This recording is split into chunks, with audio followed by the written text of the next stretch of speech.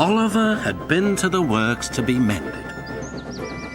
Some troublesome trucks tricked him, and the Great Western engine fell into the turntable well. Now, Oliver was as good as new, but he was still worried about trucks. "I'd rather not use them," he puffed to himself. But the trucks sang songs, rude and loud. Scruffy, their leader, led the chorus. Oliver's no use at all, thinks he's very clever, says that he can manage us, that's the best joke ever. When the yacht is on the maps, when the grates is falling, we just push him down the well. Pop goes old Dolly. Thomas, Duck and Percy were shocked. "Be quiet," they ordered. But they couldn't be everywhere, and everywhere they weren't, the trucks began again. Oliver's no use at all, thinks he's very clever, says that he can manage us, that's the best joke ever.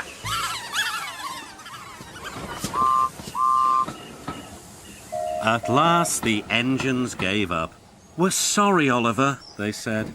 "It's really my fault," said Oliver sadly. "I shouldn't have fallen in the turntable well." Toad the brake fan felt sorry for Oliver too.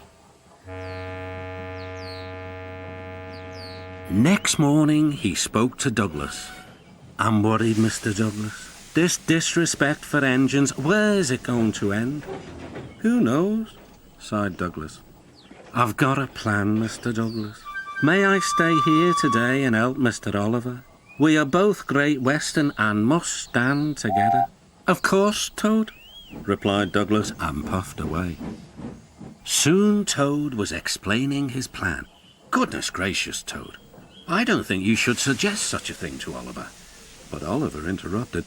"No, Duck, Toad's right. It's really my fault. I must put this trouble right. I meant no disrespect, you understand." "Of course not, Toad. Anyway, Driver says the same, and he's arranged it with the station master." "Very well, Oliver," conceded Duck. "But I must hurry. My passengers will be waiting. Good luck." "So long," smiled Oliver bravely, but he felt dreadfully nervous inside. Oliver marshalled the worst trucks 2 by 2. "That's the way, Mr. Oliver," whispered Toad. "And if you leave that Scruffy till last, you'll have him behind you. Then you can bump him if he starts his nonsense."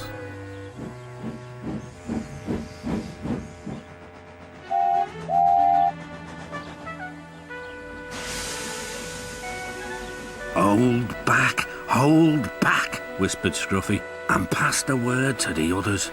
The silly trucks giggled.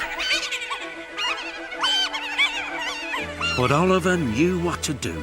There was plenty of sand on the rails and his wheels gripped splendidly. He gave a great heave. "Oh!" groaned Scruffy. "I don't like this." "Go it!"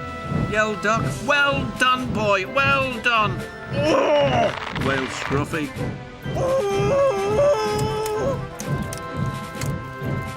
I'm coming apart!"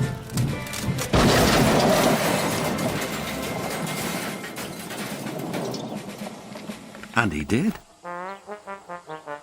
Then there was trouble. "Well, Oliver, so you don't know your own strength, is that it?" No, sir," said Oliver nervously. The Fat Controller inspected Scruffy. "How's a thought? Rotten wood, rusty frames. Maybe if we put you back together, you'll earn yourself a better name."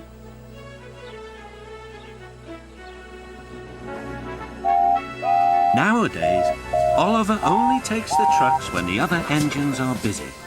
But they are always quick to warn each other.